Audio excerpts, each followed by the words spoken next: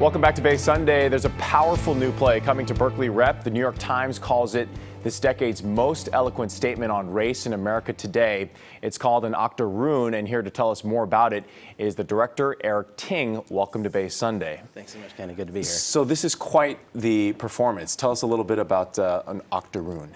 So An Octoroon is a play by Brandon Jacobs Jenkins, and it's actually an adaptation of a mid-19th century melodrama by Dion Boucicault called The Octoroon. And The Octoroon is a kind of classic melodrama about an octoroon, which means someone who is 1/8 black. And the term would have referred at the time to a slave and a child of a slave owner. And so the drama that Brandon has adapted is a drama about it's sort of about a young woman who discovers that who thinks that she was freed by her owner and discovers actually in the middle of the drama that she is still a slave and she is up for auction.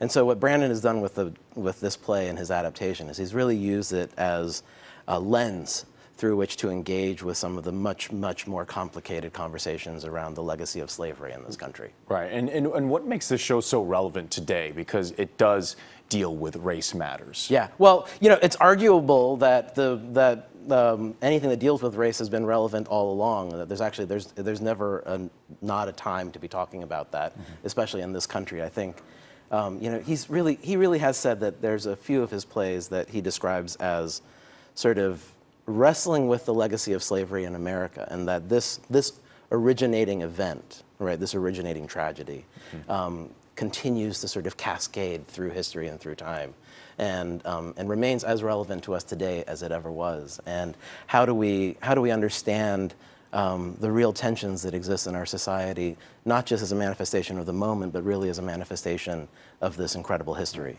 We're going to hear from one of the performers, and we'll talk a little bit more about it right after this. Let's listen in. Rehearsals have been really great. I mean, it's dealing with race, obviously. The title is An Octoroon, which is a term to label a person who is 1/8 black. We don't use those terms anymore, thankfully. But we have to examine like how far we've come or not come since the times when you did use those terms. And it's very sensitive because we all want to think that we have progressed a lot. And sometimes it's about dealing with the ways that we could still work a little bit more. So Eric, talk to me about some of the challenges of directing a play like this. Did the material scare you at first, or were you kind of on board right away? Oh my gosh, it's terrifying. I mean, it's constantly terrifying. I mean, it's as terrifying for me as it is, I'm sure, for all of the actors involved. Brandon asks us to really kind of ride this fine line, and it's this line between kind of intentionally offensive work and kind of audacious comedy, and the two things kind of coexist in this drama in a really in a way that's almost hard to describe. It's both visceral and intellectual at the same time, and so you're watching what's unfolding in front of you in the course of the drama, and if you're willing to go with it, if you're willing to take the ride, sort of you're seeing this thing that sort of makes your jaw drop, and you're trying to understand what it is that's unfolding in front of you. You're following the story, and at the same time, there are these images that are cascading in front of you that are just outrageous. Right. When you talk about race, you have to take somewhat of a risk. Yeah. Right. Well, you know, he's really not afraid, Brandon, in this play to just say it out front, right? To be upfront about it. That, you know, I think more and more in the recent past, conversations around race have often been buried, and it's in the recent past that that we've started to sort of really bring that out into the open, and I think that's been a really challenging and also at the same time magnificent part of the journey in this country most recently, is that we're now really up front and in front of the conversations around race relations, and I think this play embraces that. It embraces both the very dark history and the very complicated present. And talk to me about casting.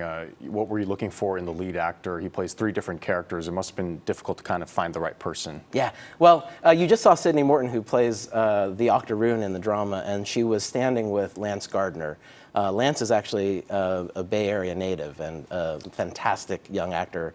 You know, what you need from an actor to portray a play like this to perform in this is really someone who can both engage with the conversation of the play and to really hold what is so dense in the drama, but also at the same time who has the kind of charisma and charm to carry the audience with him, and that's Lance all the way.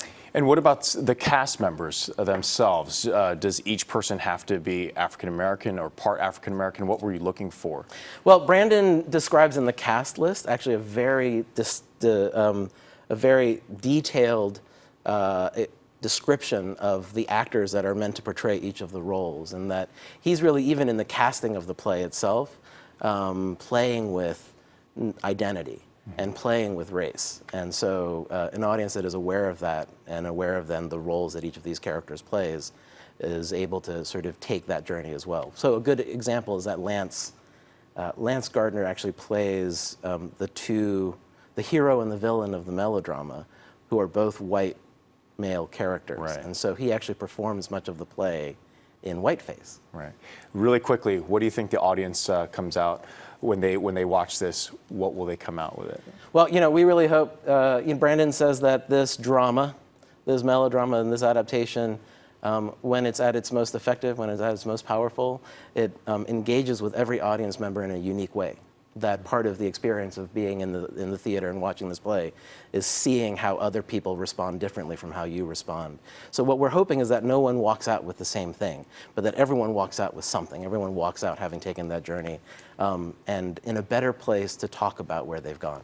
Eric, thank you so much for joining us here this morning. Yeah, my pleasure, Kenny. Again, the play is called An Octoroon, coming to Berkeley Repertory Theater June 23rd. For more information and tickets, you could go to berkeleyrep.org. Coming up, a former A's pitcher, Mike Norris, joins us in studio. He's written a new book about his life on and off the diamond. When Bay Sunday comes right back.